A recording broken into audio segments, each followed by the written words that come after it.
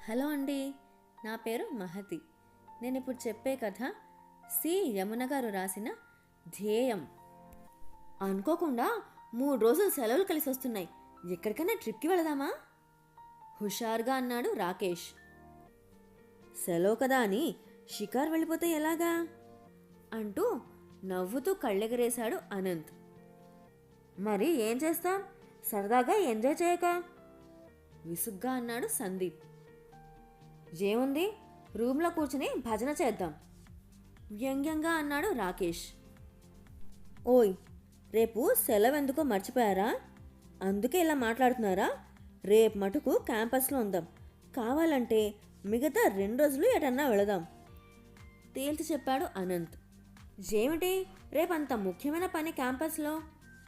ఒకేసారి ప్రశ్నించారు రాకేష్, సందీప్. అదేంటి మర్చిపోయారా? రేపు ఇండిపెండెన్స్ డే కదా. మన క్యాంపస్లో జరుగుతున్న జెండా వందనం ఫంక్షన్కు అటెండ్ అవ్వద్దా? ఇది క్యాంపస్లో మన మొట్టమొదటి స్వాతంత్ర దినోత్సవం. గొంతులో ఓ ఆరాధనా భావంతో అన్నాడు అనంత్. అబ్బా, ఇంకా అలాంటి వేడుకలకి హాజరవటమా? హై స్కూల్ నుండే అలాంటివన్నీ మాయమైపోయాయి చేతులతో యాక్షన్ చేస్తూ అన్నాడు రాకేష్. నీకు బిస్కెట్స్, చాక్లెట్స్ కావాలంటే మేము కొనిస్తాంలే అంటూ అనంత్ భుజం మీద గట్టిగా చరిచాడు సందీప్ నవ్వుతూ. ఏనాడు కూడా ఆ రోజు పంచే బిస్కెట్స్, చాక్లెట్స్ కోసం స్వాతంత్ర దిన వేడుకలకి నేను వెళ్ళలేదు. మా నాన్న చెప్పిన దేశం పట్ల ప్రేమ ఉండాలి. మనకు స్వాతంత్రం సాధించిన ఆనాటి మహనీయులను స్మరించుకోవటం, జెండా వందనం చేయటం మన కనీస బాధ్యత. అనంత్ గొంతు నిండా నిజాయితీ. దేశంలోనే అత్యంత ప్రతిష్టాత్మకమైన ఇన్స్టిట్యూట్లో ఆ ఏడే గ్రాడ్యుయేషన్లో చేరిన విద్యార్థులు వారు. ఆ 3 రూమ్మేట్స్ కూడా. వారి మధ్య ఇప్పుడిప్పుడే స్నేహం అల్లుకుంటోంది. రేపు వేడుకకు అటెండ్ అవ్వడం మాత్రమే కాదు, ముందుగా ఆ ఫంక్షన్ ఏర్పాట్లలో కూడా సాయం చేయాలని డిసైడ్ అయిపోయా. మరి ఆ పనులు చూసుకోవాలి కదా. బాయ్ అంటూ రూమ్ నుండి బయటకు నడిచాడు అనంత్. మా నాన్న రైతు, నాది కృష్ణా జిల్లాలో ఓ పల్లెటూరు అని మొట్టమొదటి రోజు క్లాస్లో పరిచయాలప్పుడు అనంత్ గర్వంగా చెప్పుకోవటం ఆ క్షణాన సందీప్ మనసులో మెదిలింది. పల్లెటూరులో పుట్టినవాడు కదా, అందుకే ఇంత మంచి ఇన్స్టిట్యూట్లో చేరి మనలాంటి మోడర్న్ వాళ్ళతో కలిసి ఉంటున్న ఆ పాతతరం ఆలోచనలు, అలవాట్లు పోయినట్లు లేవు అని కిసుక్కున నవ్వాడు. సందీప్తో తను జత కలిపాడు రాకేష్. హై స్కూల్కి వచ్చిన దగ్గర నుండి కోచింగులో పరుగులతో ఆగస్టు 15 అంటే ఓ సెలవు దినంగా ఊపిరి పీల్చుకోవటమే తప్ప స్వాతంత్రం వచ్చిన పవిత్రమైన రోజు అనే మాటే మర్చిపోయిన భారత పౌరులు వాళ్ళు. వాళ్ళకి అనంత్ పల్లెటూరు వాడు అనే చిన్న చూపుంది. కానీ అది అనంత్ ముఖం మీద ప్రదర్శించకపోవడానికి కారణం వాళ్ళ సంస్కారం కాదు, అతను క్లాస్లో చూపించే తెలివి, దానికి ప్రొఫెసర్స్ చూపే మన్ననే వారికి అడ్డుపడుతోంది. డైనింగ్ హాల్ విద్యార్థుల కోలాహలంతో పక్షులు చేరిన చెట్టులాగా నిండుగా గలగలగా ఉంది. సందీప్, అనంత్, రాకేష్ కూడా ఓ పక్కన చేరి కబుర్లాడుకుంటూ డిన్నర్ చేస్తున్నారు. అంతలోనే అనంత్ చటుక్కున లేచి అప్పుడే డిన్నర్ ముగించి చేయి కడుక్కోవడానికి వెళుతున్న ఓ విద్యార్థిని ఎక్స్క్యూజ్ మీ అంటూ పిలిచి ఆపాడు. అర్థం కానట్లు చూశాడు అతను. చూడు మిత్రమా, ఎందుకు ఆహారాన్ని అలా వృధా చేస్తావు? కావలసినంత పెట్టుకు తినొచ్చు కదా అంటూ అతని ప్లేట్లో వృధాగా వదిలేసిన పదార్థాల కేసు చూపిస్తూ చెప్పాడు అనంత్. అతను ఏదో జవాబు చెప్పబోయి ఆగిపోయి, ఓకే, ఇకపై అలా వేస్ట్ చేయను అంటూ వాష్ బేసిన్ వైపు అడుగులు వేశాడు. వాళ్ళని గమనిస్తున్న కొందరు వింతగా చూశారు. ఫుడ్ వేస్ట్ చేయొద్దు అంటూ మమ్మల్ని ఎలాగో చంపుతావు, కానీ ఎవరో ముక్కు మొహం తెలియని వాళ్ళకి నీ స్పీచ్ ఏంటి బాబు?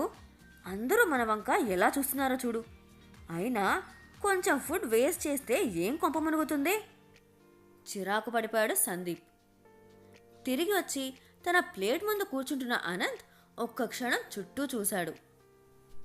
రైతు బ్రతుకును మీరు దగ్గరగా చూస్తే ఒక్క మెతుకు కూడా వృధా చేయలేరు ఎవరు. ఖంగుమంది అనంత్ గొంతు. ఆ తరువాత తెలియని నిశ్శబ్దం అలుముకుంది అక్కడ. భోజనం ముగించి చెయ్యి కడుక్కొని, అమ్మ మెసేజ్ చేసింది ఇందాక, డిన్నర్ తర్వాత కాల్ చేయమని, మాట్లాడొస్తాను, బాయ్ అంటూ బయటకు నడిచాడు అనంత్. అబ్బా, వీడితో మహా కష్టం రా. అనంత్ వెళ్ళిన వైపు చూస్తూ అన్నాడు సందీప్. మనలాగా రిచ్ బ్యాక్గ్రౌండ్తో సిటీలో పెరగలేదుగా వాడు. పైగా వాళ్ళ నాన్న ఓ రైతు. డబ్బులు లేనోళ్ళు అలా కాక ఎలా మాట్లాడతారు? రాకేష్ గొంతులో నిరసన. అవునరా, వాడు సినిమాకి, షాపింగ్కి, బయట డిన్నర్కి, దేనికి ఎప్పుడు పడితే అప్పుడు రాడు. అన్నీ ఓ లెక్కే. చివరకు తినే మెతుకులు కూడా లెక్క పెడుతున్నాడు చూడు. డబ్బులున్న బ్యాచ్ కాదు కదా. అందుకే తన చేతకానితనాన్ని కవర్ చేస్తూ ఇట్లా స్పీచ్లు ఇస్తున్నాడు. వెటకారపు మాటలతో అనంత్ గురించి పరోక్షంలో మాట్లాడుకుని ఇద్దరూ సంతృప్తి పడ్డారు. కొన్ని నెలల కాలం కరిగిపోయాయి. మా ఊరికి రండి ఈ సంక్రాంతి సెలవులకి, పల్లె అందాలు చూద్దురు అని అనంత్ మనల్ని తెగ పిలుస్తున్నాడు. వెళితే మంచి భోజనం అన్నా పెట్టగలడా మనకు? ఎగతాళిగా అన్నాడు రాకేష్. ఏమో, నాకు నమ్మకం లేదు. అసలు ఆ పల్లెటూరులో ఎలా ఉంటావురా బాబు అంటూ నుదురు కొట్టుకున్నాడు సందీప్. పోనీ ఓ పని చేద్దాం, అంత ముచ్చట పడుతున్నాడుగా, వెళ్ళి ఓ లుక్ వేద్దాం. మనకి వాడిని ఆట పట్టించడానికి మెటీరియల్ దొరుకుతుందేమో. హుషారుగా ఇలవేశాడు రాకేష్. ఓకే, ఇదేదో బాగానే ఉన్నట్లుంది అంటూ బొటనవేలు ఎత్తి చూపుతూ తన సంసిద్ధతను వెలిబుచ్చాడు సందీప్. లైబ్రరీ నుండి అప్పుడే వచ్చిన అనంత్తో, మీ ఊరికి రావడానికి మేము సిద్ధం అని ప్రకటించారు ఇద్దరు. ఇన్నాళ్లుగా మనం రూమ్మేట్స్గా ఉన్నాం, స్నేహితులమైపోయాం. మీరు మా ఊరికి రావడం మహా సంతోషంగా ఉంది అంటూ వారిని ఆనందంగా ఆలింగనం చేసుకున్నాడు అనంత్. తమ క్యాంపస్ నుండి ముందు రోజు రాత్రి బయలుదేరిన ముగ్గురు మిత్రులు తెలతెలవారుతుండగా రైల్వే స్టేషన్లో దిగారు. బయటకు రాగానే, వచ్చారా బాబు అంటూ ఓ వ్యక్తి వాళ్లను రిసీవ్ చేసుకుని పక్కనే ఉన్న ఎడ్ల బండి కేసి నడిచాడు. బాబోయ్, ఈ బండిలో ప్రయాణమా? మా జీవితంలో ఎప్పుడూ ఎక్కలేదు. అయిష్టంగా మొహాలు పెట్టారు రాకేష్, సందీప్. ఈ బండిలో ఓపెన్గా కూర్చొని పచ్చటి చెట్లు, పొలాల మధ్య నుండి చల్లగాలి పీలుస్తూ సాగే ప్రయాణం ఎంత బాగుంటుందో తెలుసా? రండి, తొందరగా ఎక్కండి అంటూ వాళ్లకు చెయ్యి అందించి బండెక్కించాడు. రాకేష్, సందీప్ ఒకరి కళ్ళలోకి ఒకరు చూసుకున్నారు. వారి కళ్ళలోని భావం చదవగలిగితే తన లేనితనాన్ని కప్పిపుచ్చుకునే కబుర్లు అని అనంత్కు అర్థమయ్యేది. దోవలో తను తన స్నేహితులతో కలిసి ఆడుకున్న ప్రదేశాల్ని, చదువుకున్న పాఠశాలని, ఆ ఊరి గ్రామదేవత గుడిని అనంత్ వారికి పరిచయం చేశాడు. అయిష్టంగా ఎడ్ల బండిలో ప్రయాణానికి సిద్ధపడిన ఆ ఇద్దరు ఎక్కిన తర్వాత ఎంతో థ్రిల్కి గురయ్యారు. మెడలో కట్టిన మువ్వలు మోగుతుంటే చెంగు చెంగున పరుగులు పెడుతున్న ఎడ్లు, దోవకు ఇరువైపులా స్వాగతిస్తున్నట్లుగా ఊగుతున్న చెట్లు, పచ్చగా కనువిందు చేస్తున్న పొలాలు, విరిసిన పూల తోటలు వారికి ఓ కొత్త అనుభూతిని కలిగించాయి. అంతలోనే బండి అంత ఎత్తున రాజప్రాసాదంలా ఉన్న ఇంటి ముందు ఆగింది. ఇంటి ముందు ఖరీదైన కార్లు 2 పార్క్ చేసున్నాయి. అది చూసిన రాకేష్, సందీప్లకు ఆశ్చర్యంతో నోట మాట రాలేదు. మా నాన్న అని అనంత్ 3/4తో టీషర్ట్తో అప్పుడే అక్కడికి వచ్చిన వ్యక్తిని పరిచయం చేశాడు.